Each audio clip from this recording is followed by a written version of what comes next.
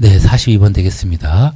자, 국민대표회의를 이제 설정하는데, 국민대표회의는 뭐냐 이거죠. 국민대표회의는. 자, 국민화합을 만들기 위해서 했는데, 이 결렬됩니다. 결렬. 이유는 창조파, 개조파, 유지파로 나눠졌기 때문에, 창조파는 새로 없애고 만주에다가 만들자는 거예요. 개조파는 이거를 다시, 이제 개조하자는 거죠. 이제 안창호, 이동희 선생이 그랬고요. 유지파는 이제 이동영, 김구등이 유지하자는 거예요. 자, 그래서 이게 바로 위임 통치 청원서를 이것 때문에 이승만이 이거를 이제 유엔과 윌슨 대통령한테 이제 보내거든요. 그 당시 국제 연맹이었죠. 윌슨 대통령한테 위임 통치 해달라고 보내니까 군사 통일 주비회에서 이제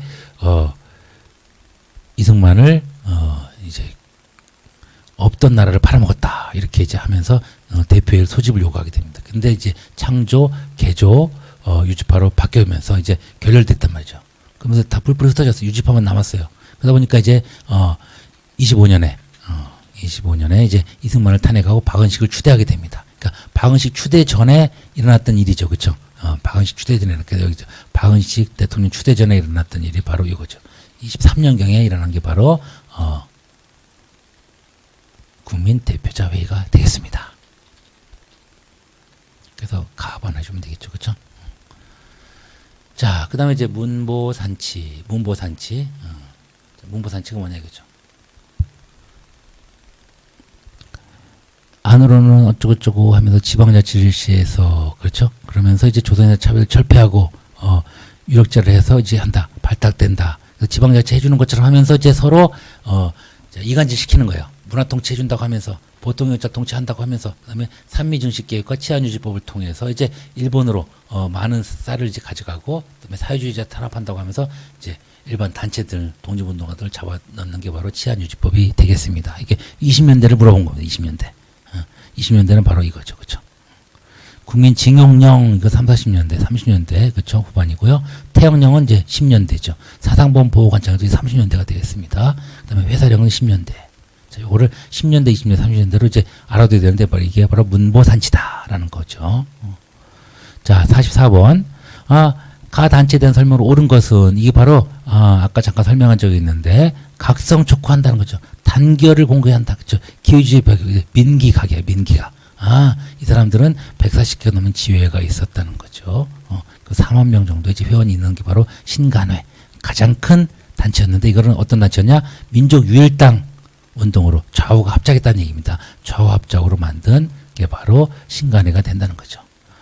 이상설, 이동희를 정부 통령에 선임한 거는 뭐냐면은 대한광복군 정부 연해주에서 일어났던 일이고요. 그다음에 105인 사건으로 조직했지 아까 얘기했죠. 신민회. 국권 반환 요구서는 임병찬 선생이 이제 독립의원부를 만들면서 의복 반병찬하는 거예요. 오산학교는 이승훈 선생이, 대성학교는 안창호 선생이 만든 신민회에서 추진했던 정책이 되겠습니다. 자, 이제 그 다음 넘어가서요. 45번. 이분이 누구냐? 얼굴만 봐도 알면 좋겠죠. 의열단의 누구? 아까 의열단 의원 김원봉입니다. 민혁당도 만들고 조선민 전선연맹 그다음에 조선의용대까지 창설한 사람이 바로 김원봉인데 자, 좌우에 전부 다 이제 미련이 있다 보니까 좌익 위주의 군대는 이제 화북지대라는 곳으로 만들어지고 김원봉은 여기서 이제 같이 안 가고 어디로 갔어요? 즉 김구등이 만든 그러니까 한국 독립당, 그 다음에 한국 광복군에 편입하게 된다는 거죠. 자, 이 사람이 바로 김원봉이 됩니다. 김원봉은 바로, 광복군 부사령관 겸 이제 제1지대장 등으로 이제 활약했던 분이 바로 이분입니다. 그래서 총사령관은 지청천, 그리고 부사령관을 활약했다는 거예요. 대조선 국민군단은 이제 박영만 선생이 되죠. 하얼빈에서 이토 의사, 안중근 의사, 그렇죠. 쌍성보, 경박고 사도하자 지청천 이렇게 되겠죠. 그 다음에 조선 건국동맹은 바로 국내에서 있었던 바로 누굴까요? 자, 중도 좌익, 그죠? 중도 좌익이었던 누굽니까? 여운영 선생이 되겠죠. 46번 보겠습니다. 자, 개헌안 통과했는데 저거 136 찬성표가 나왔는데 136명이 안 된 거예요. 그렇죠? 자, 그래서 반대표가 3분의 1이 훨씬 되지 못한다는 사실을 주의해서 보아야 되는데, 이제 3분의 1은 정확하게 계산할 때 135.3분의 1, 135.3333이다. 그래서 이거를 44, 반올림으로, 그죠? 4는 버리고 5 이상을 올린다는 반올림 개헌으로 했다는 거예요. 이게 바로 4.4 종신이야. 4.4 개헌은 초대 대통령에 한해서 주임 제한 철폐한다는 거예요. 다른 말로 하면 종신제를 하게 해주겠다는 거예요. 이승만에 대해서. 이게 독재로 가는 길목에 있는 거죠. 자, 3333이라고 할지라도 이 사람은 꼭 한 명으로 쳐야 되는 거예요. 그래서 136명이 넘어야 무조건 이제 찬성이 되는 건데, 한 표가 부족하다고 해서 이거를 마음대로 처음에는 부결로 선포했다가 다음에 이제 가결로 다시 바꿔서 선포하게 되는 4.4 입개헌, 54년이에요. 54년. 4.4, 4자가 이제 54년도 다 가면 되겠죠. 1954년도에 이제 독재로 가는 길목이 바로 이 4.4 입개헌이었다라는 거죠. 하여튼 초대 대통령에 한해서 주임 제한이 철폐된 게 바로 이겁니다. 대통령 의원내각제라는 건 이제 3.15 부정선거로 장면 정부가 들어서는 계기가 됐죠. 통일제국민회의는 바로 유신헌법이 되겠죠. 7년 단위 대통령제는 이제 전두환 정부 5공화국이 되겠습니다. 50총선거, 이거는 최초의 선거를 얘기하는 거다. 자, 47번. 무상 원조, 3억 5천, 일본 측은 2억 5천만 달러 중한데 3억 달러를 10년에 걸쳐 공유하는 조건으로 건의한다 이거죠. 그 다음에 수출입은행 차관에 대해서 어쩌고저쩌고 건의한다 이런데 완전히 끝난 건 아니고, 이거를 이제 김종필 오이라, 그때 중앙정보부장했던 김종필이라고 일본 회상 오이라가 이제 사인해 놓은 거예요. 자, 그러고 나서 이제 영상관계를 수립하고 자, 옛날에 조약과 협정은 무효임을 확인한다. 이런 게 이제 한일 협정이 되겠습니다. 이건 65년도에 일어났어요. 62년과 65년 사이에 뭐가 일어났냐 이거죠. 한미 상호방위조약은 50년대, 53년경이고요. 그 다음에 반민족 행위자 특별조사, 이거는 이제 48년도에 이제 반민법이 만들어지면서, 그렇죠. 평화통일론 진보당의 조봉암을 구독시키면서 이제 사형까지, 이게 58, 59년도 이렇게 되겠습니다. 유상무에서 유상무 농지개혁법이 제정된 49년도. 그래서 이제 북한의 개혁 정책을 이제 우리도 일부분 하기 때문에 이제 공산을 저지하는 데 큰 역할을 했던 게 바로 농지개혁법이 되겠습니다. 하여튼 64년도에 일어났던 게 바로 이 6.3 사태, 그렇죠. 6.4, 6.3이 되겠습니다. 그리고 이거는 한일 협정, 그 다음에 이제 베트남 파병, 브라운 각서를 통해서 이제 우리가 이제 경제적인 발전이 이렇게 되는데 서독의 광부 간호사를 파견했다는 거죠. 이게 바로 60년대 중반에 일어났던 일들이 되겠습니다. 자, 이거 뭐냐, 48번.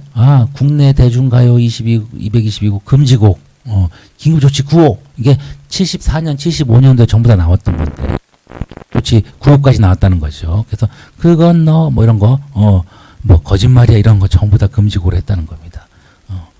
자, 이게 바로 해치원인데, 해치원은 뭐냐, 국회 해상권, 긴급조치권, 그 다음에 유정이라 해서 유신정에서 국회의원 3분의 1을 대통령이 마음대로 지명하는, 대통령의 권한이 바로 해치워예요, 해치워. 자, 이 정부는 바로 유신체제의 4공화국 정부가 되겠습니다. 그러니까 마음대로 이제 경범죄 등을 만들어서 미니스커트 이런 걸 단속하고 막 그랬다는 거죠. 자, 프로축구, 프로야구, 프로축구, 이거는 이제 80년대 나온 거죠. 그 다음에 개성공단, 착공식 개성공단은 바로 김대중 정부 때 이제 합의하고 이제 착공한 건 노무현 정부 때. 금융실명제, 요거는 바로 문민정부, 김영삼 정부 때 이렇게 되죠. 금모으기는 바로 이제 김대중 정부 때부터 시작이 됐죠. 그래서 하여튼, 미니스커트, 이런 것들을 단속하는 거는 언제냐? 가정의례 준칙 이런 걸 둬가지고, 이렇게, 금지국도 만들고, 하여튼 유신체제를 생각하시면 되겠습니다. 자, 49번. 무효임을 알린다. 이게 4.13 호원 조치는 4.13이 뭐냐면요. 바로 이겁니다. 자, 개헌 1000만인 서명 운동을 했어요. 근데 박종철 군이 물고문으로 죽었습니다.